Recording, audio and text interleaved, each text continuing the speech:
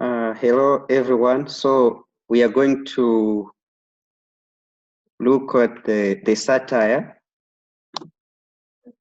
What is a satire? That's first the topic for today. A satire is a technique employed by writers to expose and criticize the foolishness and corruption of an individual or a society by using humor, irony, exaggeration, or ridicule.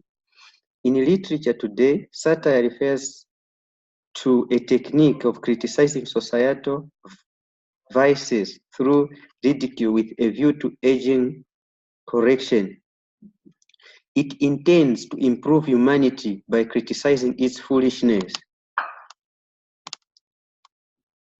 To satirize is a manner of writing which mixes a critical attitude with wit, that is the natural ability to perceive and understand. Some writers and commentators use a serious tone to persuade their audience to accept their perspectives on various issues. Some writers specifically use humor to convey a serious message. There are four elements of satire. The first one is exaggeration. This refers to enlarge, increase, or represent something beyond normal so that it becomes ridiculous. Number two, incongruity, to represent things that are out of place or absurd in relation to its surrounding. Number three, reversal, to present the opposite of the normal order, e.g. the order of events or hierarchical order. Number four is parody. This means to imitate the technique and the style of some people, place, or thing. How is the Trials of Brother Jero a satire? Specifically, we examine Soyinka's use of the tools of satire, which are irony, exaggeration, and invective in the Trials of Brother Jero, in which he bitterly criticizes religious and the social political vices, especially in his native society. In his 5-scene play entitled The Trials of Brother Jero, Horace Soyinka uses a satire to criticize the shortcomings of the society. In brief, The Trials of Brother Jero is about the protagonist, Brother Jero, a beach prophet who decides to use Christianity to line his pockets. To him, the beach is his God-field. He exploits the ignorance of his flock, especially his assistant called Chume, in a most unbelievable manner. For example, Chume is advised quite sudden to beat his own wife Amope, but this advice is given him by Jero only to save Jero, a prophet himself, from looming trouble at the hands of Nani, but Chume's wife Amope. Okay. The Trials of Brother Jero is therefore a satire of religion, specifically Christianity. Soyinka portrays Brother Jero as a fraud who takes advantage of people who follow him blindly as he offers them falsities. Right from the start of the play, in scene 1, Brother Jero introduces himself to us as the audience in a very dramatic way.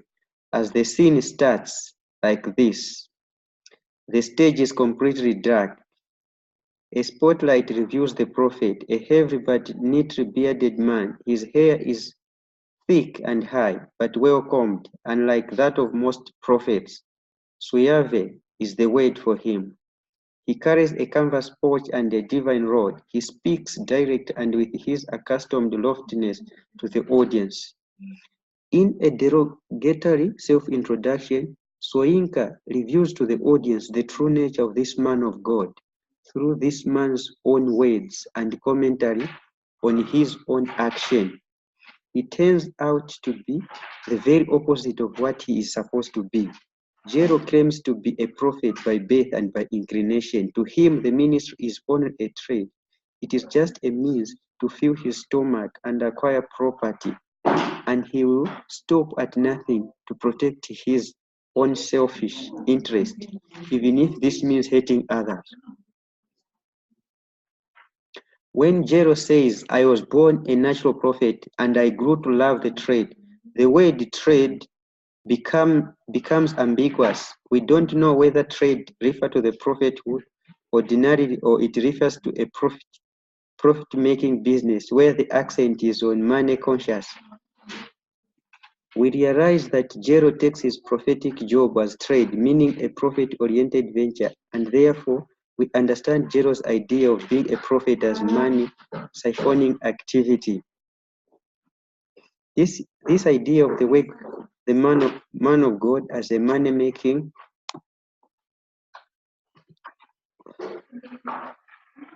This idea of the work of God as money-making business is reinforced later by Jero's perception. Of the flock as customer. Jero even confesses that I always get that feeling every morning that I'm shopkeeper waiting for customer. With the ambiguity of words in this scene, Soyinka criticizes Jero's materialism. Thank you for your attention.